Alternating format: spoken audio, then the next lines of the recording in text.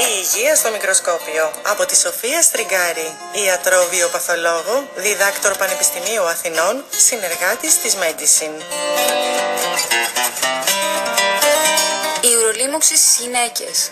Γιατί οι ουρολιμώξεις είναι συχνότερες στις γυναίκες από ό,τι στους άντρες? Οι ουρολιμώξεις προκαλούνται από μικρόβια που εισέρχονται στην ουρήθρα και στη συνέχεια στην κίστη. Οι γυναίκες τείνουν να έχουν συχνότερα ουρολιμώξεις γιατί η ουρήθρα τους είναι πιο κοντή και βρίσκεται πλησιέστερα στον προκτό από ό,τι στους άντρες. Γι' αυτό οι γυναίκες είναι περισσότερο πιθανό να αποκτήσουν μια λίμωξη μετά από σεξουαλική δραστηριότητα ή όταν χρησιμοποιούν ένα διάφραγμα για προγεννητικό έλεγχο.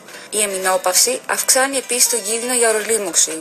Όταν μια γυναίκα πάσχει από κολπίτιδα, αυξάνονται οι κίνδυνοι για ουρολίμωξη? Σαφώς. Γιατί μετά τον απικισμό του κόλπου και της ουρήθρας, οι μικροοργανισμοί ανέρχονται τη βραχία ουρήθρα και προκαλούν μια ποικιλία ουρολιμώξεων από την ουρηθρίτιδα μέχρι την πιελονεφρίτιδα.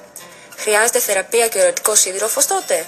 Όχι, δεν χρειάζεται θεραπεία, αλλά καλό είναι κατά τη διάρκεια της θεραπευτικής αγωγής να αποφεύγονται οι σεξουαλικές επαφές.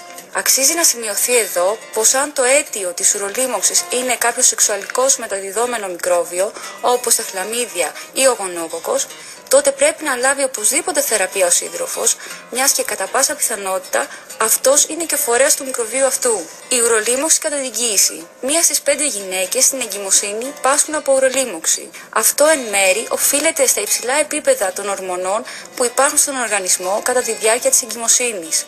Η προγεστερόνη επιβραδύνει την κίνηση των μυών που μεταφέρουν τα ούρα και τα αποβάλλουν την κίστη. Έτσι αυτά μένουν στάσιμα και τα βακτήρια πολλαπλασιάζονται ευκολότερα. Το πρόβλημα με τη διάγνωση κατά την εγκυμοσύνη είναι ότι πολλές φορές συγχέονται τα συμπτώματα της ουρολίμωξης με αυτά της εγκυμοσύνης. Στις έγκυες το φαινόμενο της συχνοουρίας είναι σύνηθες, ιδιαίτερα στην αρχή και στο τέλος της εγκυμοσύνης.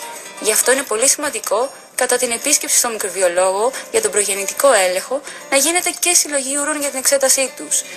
Τι κίνδυνοι υπάρχουν όμως για την κοίηση? Η απλή κιστίτιδα δεν ενέχει κινδύνους για την κοίηση.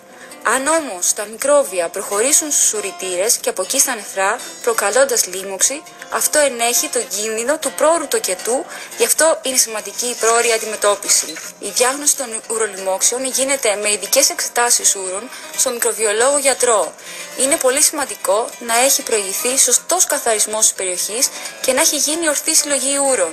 Σε περίπτωση που η γυναίκα έχει ταυτόχρονα και υπερέκριση κολπικών υγρών, και για να αποφευθεί η πρόσμιξη των υγρών αυτών με τα ούρα, σωστό είναι να χρησιμοποιηθεί ταμπών κατά τη συλλογή των ούρων. Τα ούρα πρέπει να συλλεχθούν σε ειδικό αποστηρωμένο δοχείο και το δείγμα πρέπει να αποσταλεί άμεσα προς εξέταση. Πόσο σημαντική είναι η θεραπεία? Αποτελεσματική θεραπεία δεν σημαίνει μόνο η υποχώρηση των συμπτωμάτων, αλλά πλήρης αποκατάσταση των διαταραχών από τα ούρα. Η κακή θεραπεία και οι υποτροπιάζουσες ουρολιμώξεις μπορεί να οδηγήσουν σε νεφρική βλάβη. Ο εντοπισμός τυχόν συνυπάρχουσας αιτίας που έδρασε προδιαθεσικός είναι επιβαλλόμενος τόσο για την πρόληψη υποτροπών όσο και για την πρόληψη γενικότερων παθολογικών διαταραχών που σχετίζονται με την υποκείμενη βλάβη.